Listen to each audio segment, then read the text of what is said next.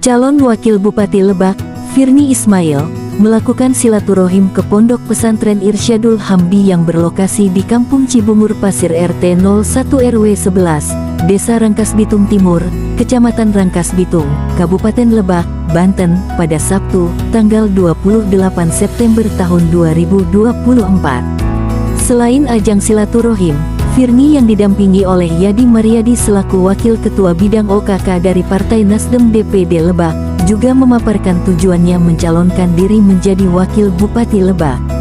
Menurut analisanya, Indeks Pembangunan Manusia atau IPM di Lebak masih butuh penanganan yang serius, maka dari itu dirinya berinisiatif akan membenahi 3 indikator dari Indeks Pembangunan Manusia tersebut.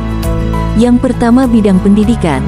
Virnie akan mencari penyebab kenapa di Kabupaten Lebak ini banyak anak yang putus sekolah, maka dari akar permasalahan itulah ia akan lakukan perbaikan. Masalah kedua, bidang kesehatan pun sama pentingnya dalam kehidupan masyarakat. Karena, 2 indikator tadi jalur untuk menunjang ekonomi dan kesejahteraan. Pastinya, untuk mencapai 2 hal tadi diperlukan pendidikan yang layak dan kesehatan yang cukup. Menselaraskan dengan profesi sebagai psikolog, Virnie juga akan memfokuskan ke sektor perlindungan perempuan dan anak. Karena menurutnya, di Lebak ini menunjukkan banyaknya tingkat pelecehan terhadap kaum perempuan dan anak. Di samping itu, Virnie juga berkomitmen akan memperjuangkan hak-hak perempuan, karena menurut Virnie, di zaman sekarang ini emansipasi wanita sangat diperlukan di segala sektoral. Karena saya mewakili suara perempuan, saya fokusnya pendidikan, kesehatan, perempuan dan anak.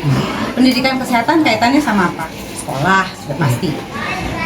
Kesehatan, pusat kesehatan, klinik dulu. Mungkin belum sampai rumah sakit ya di tiap kecamatan, tapi ada klinik yang mumpuni, yang memang bisa rawat inap. Ada dokter yang jaga, atau bidan, atau pokoknya petugas kesehatan yang standby.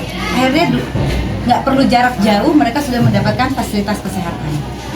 Pendidikan, sekolah, vitamin anak-anak setiap tanggal berapa? Gratis, continue, nggak hanya cuma sekali-sekali, terus berkesinambungan. Mereka dikasih vitamin dengan baik, pola pikirnya juga akan lebih sehat, akan stamina juga jauh lebih kuat, akhirnya berpikirnya bisa lebih cerdas, mencerdaskan bangsa, akhirnya kehidupannya pun akan lebih meningkat. Kalau didiamkan ya susah. Saya sama Pak Dede satu suara, yaitu kesehatan, pendidikan, perekonomian, meningkatkan kesejahteraan. Itu 3, meningkatkan, mengurangi kemiskinan. Semua itu panggilan dari diri sendiri. Semakin dibikin peraturan, semakin dibuat ancaman, belum tentu dipatuhi. Tapi panggilan dari hati. Bagaimana caranya? Sentuh hatinya, kasih edukasi. Efek jangka panjang itu buat anak apa bahayanya. Orang tua tuh akan tahu, setiap orang tua tuh dikasih anak adalah nilai ibadah, nilai amanah. Semua ada di situ. Nggak setiap orang beruntung punya anak. Jadi kalau ada pelecehan terhadap anak, penyiksaan misalnya ya, kekerasan gitu ya. Begitu saya kasih pemahaman, contohnya nih, konseling berkala di tiap sekolah untuk orang tuanya, atau di tiap puskesmas, posyandu, ada jadwal agenda rutin untuk memberikan edukasi seperti itu tadi. Akhirnya setiap anak mau teriak mau apa, orang tua akan melihat itu adalah nilai amanah dan ibadah dari Allah. Akan menurunkan tingkat emosinya. Karena apa? Banyak orang nggak bisa punya anak, berobat ke luar negeri sampai puluhan miliar juga nggak bisa. Orang tua kehilangan anaknya, bagaimana rasanya juga, kan? Begitupun sebaliknya. Jadi akhirnya hal-hal tadi sebelum sampai tingkat kekerasan, selalu ingat, ya Allah, saya masih bisa pegang anak saya. Ya Allah, saya masih bisa peluk anak saya. Ya Allah, saya masih bisa dikasih anak sama Allah. Itu bisa menurunkan tingkat emosi tadi. Nah itu konseling, itulah pemahaman ilmu yang akan saya sampaikan dengan ibu-ibu. Akhirnya meningkatkan apa? Pemahaman mereka.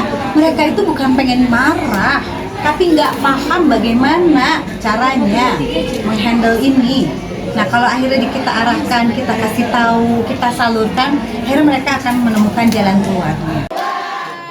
Dari Lebak, Banten, Tim Liputan HDR News TV melaporkan.